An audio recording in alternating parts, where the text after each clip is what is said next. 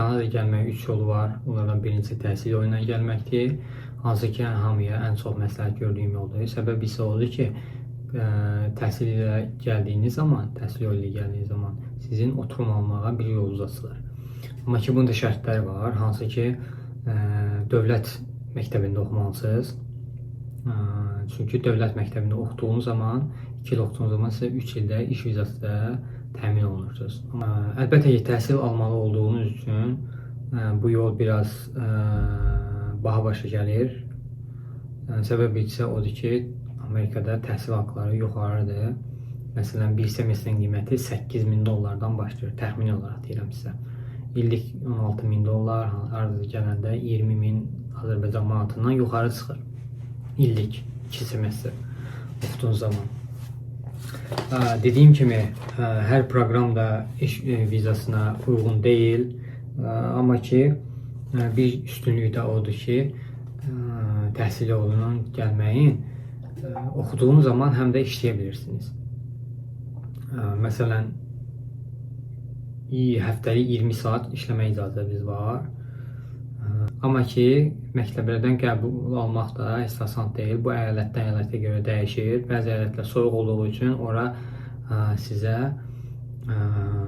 asan viza ala bilərsiniz. Amma British Columbia kimi əyalətlərdə isə viza almanız çətinləşir, çünki rəqabət çoxdur. Məsləhət görərdim ki, kim təhsil yoluna gəlmək istəyirsə, şirkət ilə işləsin. Əlbəttə ki, şirkətlərdə seçəndə diqqətli olmaq lazımdır. Çünki fırıldaqçılıqla məşğul olanlar çoxdur. Mən 2021-də gəlmişəm Kanadaya təhsil yolu ilə. O vaxtda gördüyüm şirkətlə normal idi o vaxtı. Yəni, heç bir problem olmadan birinci müraciətimdə Kanadaya gəldim. Amma ki, məndən sonra vizaya müraciət edənlərə qarşı fırıldaqçılıqlar elədilər. Ona görə heç kimə məsləhət görməyəcəm onu. Yəni, heç bir şirkətin adını da çəkməyəcəm, çünki bu məsuliyyət daşıyır.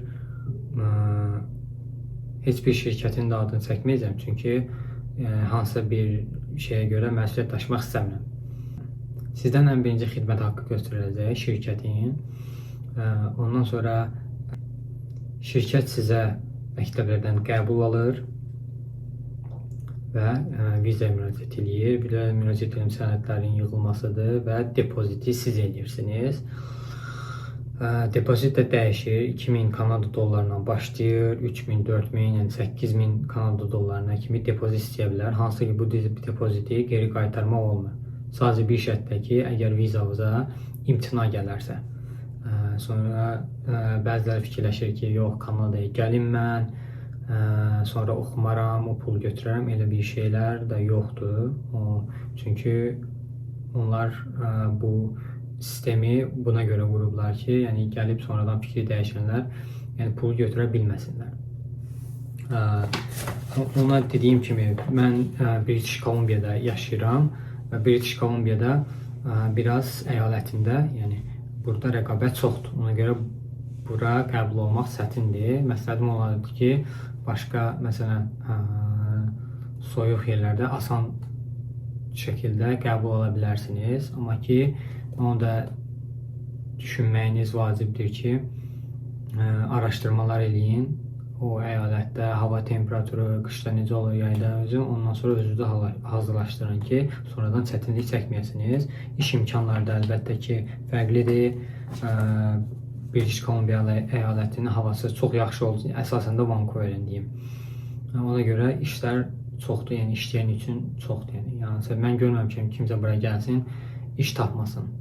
Yəni bəzən mən məsələn 2 işdə işləyirəm, hər tradingdə saysaq 3 işdə işləyirəm. Amma ki, bu yəni demək deyil ki, siz məcbursunuz 3 işdə, 2 işdə işləməyə. Xeyr, bu tamamilə sizin necə lüks yaşamaq istəməyinizdən asılıdır. Bu əlbəttə ki, iş vizası ilə, mən hazır iş vizasındayım, ona aiddir. Amma siz təhsil aldığınız üçün sadəcə həftəlik 20 saat işləmə icazəniz olacaq. Və 20 saatda həftəlik işləyəndə bu aylıq təxmini 80 saat eləyir və minimum əmək haqqı isə British Columbia əyalətində 16 dollardır və bu qazancı ilə təxmini olaraq deyim sizə kirayənizi, bir də aylıq xərcləri təxmini olaraq qarşılaya bilərsiniz, amma ki təhsilinizin qarşılaya bilməyəcəksiniz. Çünki 8000 dolları düzəltmək gərək full time işləyə biləsiniz gərək. Buna da sizin icazəniz yoxdur. Kim ki Kanadaya gəlmək istəyirsə, təhsil yolunu məsləhət görürəm. Əlbəttə ki, hamı buna müraciət edə bilmir, çünki bu sizin ingilis dili viza vacibdir. Bir də ki, oxuduğunuz, yəni bakalavr deyim, magistr deyim, buranın ortalamaları da rol oynayır. Buna görə də hər kəs müraciət eləməzdən əvvəl fikir verməlidirlər ki, həqiqətən qəbul ola bilərlərmi? Təhsil yolu ilə gəlməyi daha çox evli olan insanlara məsləhət görürəm. Səbəb isə odur ki, yoldaşınız oxuduğu zaman siz də full time işləyə bilirsiniz. Bu da ki, yəni xərcləri qarşılamaqda sizə çox köməkli olur. Hətta yəni tanıyıram ki, Azərbaycanda aylıq gəliri 4000 manatdan yuxarı olan şəxslər yəni orada hər şeyini satdılar, evlərini, maşını, hər şeyini satdılar, gəldilər bura.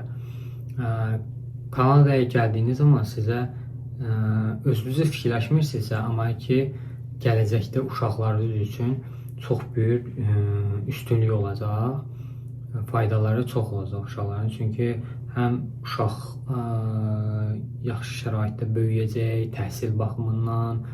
Kanadaya gəlmək ikinci yol isə iş vizası ilə gəlməkdir. Amma ki onu bildirim sizə, bu heç də asan deyil bu vizanı almaq. Səbəb isə odur ki,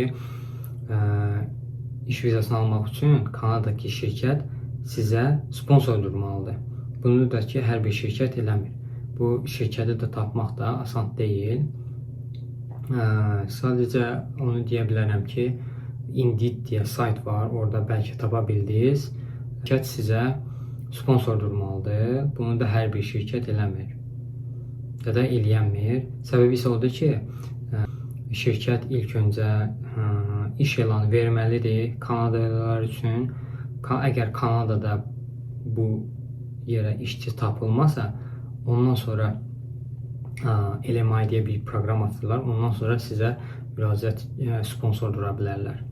Siz də bu yolla müraciət edirsiniz, LMI aldıqdan sonra iş vizasına başvurursunuz. Yəni belə olur. Ən çox işlər hansıdır deyim, tradeslərdədir. Trade hansıdır ki, deyimsə, dülgərçilikdir, boyaçılıqdır, malyarda. Ondan sonra ustalıqdır, tikintidə, bir də tır sürənlərdir, texniki işlərdir, bir də sonra adını qaynaqçı. Sonra medsestradır, bir də ki uşaq baxıcılığı. Bu işlərə işçi çatışmamazlığı var. Hətta sizə onu bildirim ki, keçən il tibb bacısı işləyən, bir də uşaq baxıcısı işləyənlər birbaşa onların yolu, yəni oturuma açıq oldu. Onlar birbaşa oturmadılar. Yəni çox böyük üstünlük oldu onlar üçün. Çünki həqiqətən çatışmamazlıq var idi, işçi çatışmamazlığı var idi və belə. Yəni dediyim kimi bu yol heç də asan deyil, amma ki Indeed deyə sayt var, oradan bəlkə şansınız düşə, tapa bilərsiniz, amma ki şirkət axtaranda da diqqətli olmanız vacibdir, çünki pul tələləri ola bilər, deyirlər ki, pul göndər, biz sizə eləmək verək deyə şirkətlər də ola bilər, buna görə də diqqətli olmalısınızdır. Üçüncü yol isə turist vizası ilə gəlməkdir. Yəni adı üstündə, yəni turist vizasıdır. Yəni məqsədimiz odur ki, Kanadaya gəlmək, Kanadaya səyahət eləmək. Yəni bu viza ilə gəlib burada nə təhsil ala bilərsiniz, nə də işləyə bilərsiniz. Yəni legal olaraq bunlar etmək mümkün deyil. Yəni bəziləri yazmışdı mənə ki, turist vizası ilə gəlim, ondan sonra müraciət edeyim nələrsə, bunları hüquqi cəhətlərə görə deyə bilməyəcəm sizə. Amma ki, sizə deyim, yəni yoxlamağa dəyər, bəlkə də, ya da yox, onu heç dəqiq deyənməz, heç kim də deyənməz ki, yəni hər kəs də yəni qaçqınlıq müraciət edəndə qəbul olunur. Çünki onun sübutu olmalıdır. Çünki səbəb olmalıdır. Ölkədən imtina sübutu olmalıdır.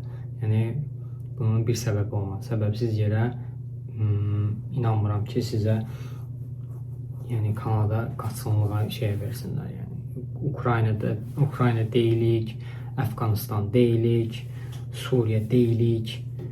Amma bu baxımından sizin o şanslarınız heç də yaxşı olmaya bilər. Bir də onu çatdırım ki, Vancouver şəhərində qalıram mən. Əgər kimsə gəlsə burada iş tapmağa falan filan kömək ola bilərəm. Amma ki, sizə viza almağınıza yəni heç bir köməyim dəyə bilməz. Çünki belə bir bazarlığım, ələndiyim yoxdur. Amma ki, kimsə gəlsə Vancouver şəhərinə, burada əlimdən gələn qədər kömək edə bilərəm. İş tapmaqda, hətta əlavə işlər də olur. Məsələn, onların nağd işlər, onları da yönləndirə bilərəm. Çünki mən də bura gələndə, mən də heç nə bilmirdim. Mənə də öyrətdilər. Düzdürmü? Mən də soruşdum, elədim. Sağ olsunlar, kömək oldular. Mən də ki, bugün gündə kimsə gəlsə, əlimdən gələni eləməyə hazıram. Sizdən istəyim odur ki, kanala abunə olmaqdır. Dəstəyiniz üçün hamıya təşəkkürlər. Çox sağ olun.